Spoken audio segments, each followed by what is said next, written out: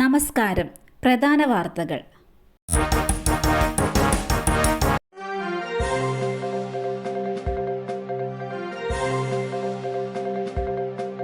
സ്ഥാനാർത്ഥി നിർണയത്തിൽ കുരുങ്ങി നേമത്ത് BJPയിൽ കലാപം. Nemom area president Jayakumar M സ്ഥാനം രാജിവെച്ചു. മുൻ കൗൺസിലർ കൂടിയായ MR ഗോപനെ സ്ഥാനാർത്ഥിയാക്കാനുള്ള നീക്കത്തിൽ പ്രതിഷേധിച്ചാണ് രാജി.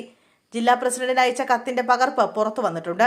ഗോപൻ ജനങ്ങളെ തിരിഞ്ഞു നോക്കാത്ത കൗൺസിലർ എന്ന പരാതി രാജിക്കത്തിൽ ഉന്നയിച്ച ജയകുമാർ നിലവിലെ കൗൺസിലർ ദീപികയെ വീണ്ടും മത്സരിപ്പിക്കണമെന്ന ആവശ്യവും ഉന്നയിച്ചിട്ടുണ്ട്. ഒറ്റപ്പാലത്ത് വീട് കത്തി നശിച്ചു. കാരണം വ്യക്തമല്ലെന്ന് പോലീസ്. ഒറ്റപ്പാലം അമ്പലവട്ടത്ത് വിളക്കുമാടം ലക്ഷ്മണ മുതലിയുടെ വീടിനാണ് തീപിടിച്ചത്. ഓടിട്ട രണ്ട് നില വീടിന്റെ ഒരു ഭാഗം പൂർണ്ണമായും കത്തി നശിക്കുകയായിരുന്നു. വിവരം അറിയിച്ചതിന്റെ അടിസ്ഥാനത്തിൽ ഷൊർണൂരിൽ നിന്നും അഗ്നിശമന സേന എത്തിയാണ് തീയണച്ചത്.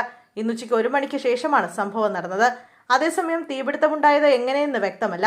അപകട സമയത്ത് ലക്ഷ്മണ മുതലിയും ഭാര്യ ശിവഭാഗ്യവതിയും ചെറിയ മകൻ വിനോദുമാണ് വീട്ടിലുണ്ടായിരുന്നത് എന്നാണ് വിവരം. ഇവർ പൊള്ളലേൽക്കാതെ രക്ഷപ്പെട്ടു. വിവാഹ ചടങ്ങിൽ വിളമ്പിയ ബിരിയാണിയിൽ നിന്ന് ഭക്ഷ്യവിഷബാധ. ദുൽഖർ സൽമാൻ ഉൾപ്പെടെ 3 പേർക്ക് നോട്ടീസ്.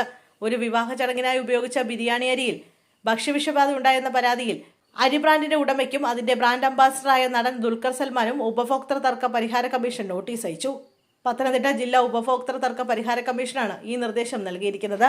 നടൻ ദുൽഖർ സൽമാൻ, റൈസ് ബാൻ കമ്പനി ഉടമ എന്നിവരോട് ഡിസംബർ 12-ന് കമ്മീഷനു മുമ്പാകെ നേരിട്ട് ഹാജരാകാനാണ് ആവശ്യപ്പെട്ടിരിക്കുന്നത്. പത്തനംതിട്ട സ്വദേശിയായ PN ജയരാജൻ സമർപ്പിച്ച പരാതിയുടെ അടിസ്ഥാനത്തിലാണ് നോട്ടീസ് അയച്ചതെന്ന് കമ്മീഷൻ ഉദ്യോഗസ്ഥർ സ്ഥിരീകരിച്ചു.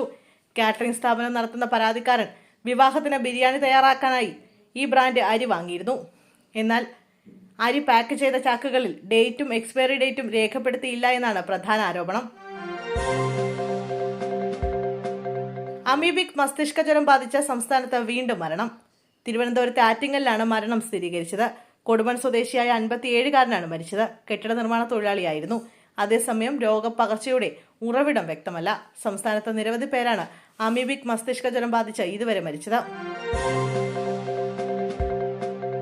ആലപ്പുഴ ജില്ലയ്ക്ക് പ്രാദേശിക അവധി അനുവദിച്ച കളക്ടർ.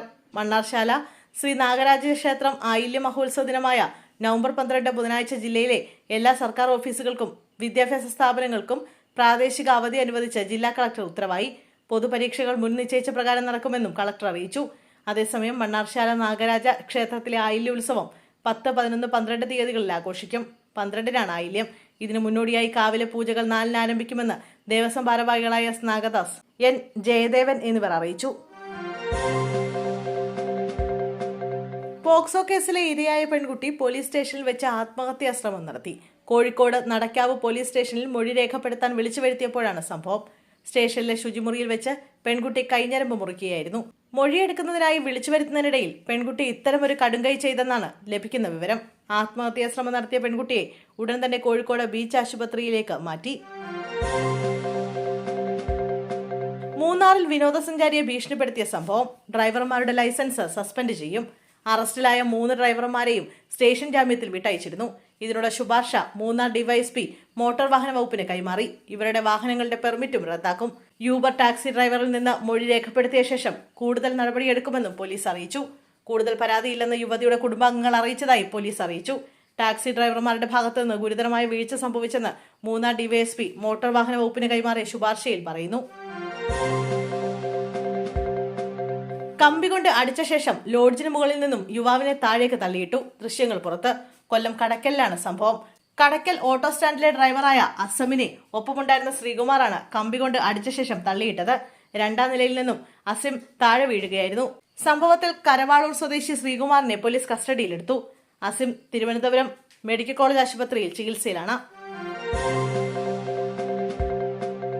SIR-നെതിരെ കേരളം സുപ്രീം കോടതിയിലേക്ക്. കേരളത്തിൽ നടപ്പാക്കുന്ന SIR-നെ നിയമപരമായി നേരിടാൻ വൈകിട്ട് ചേർന്ന സർവകക്ഷി യോഗത്തിൽ തീരുമാനിക്കുകയായിരുന്നു. സുപ്രീം കോടതിയെ സമീപിക്കുന്നതിൽ നിയമോപദേശം തേടും. തീരുമാനത്തെ BJP എതിർത്തിട്ടുണ്ട്.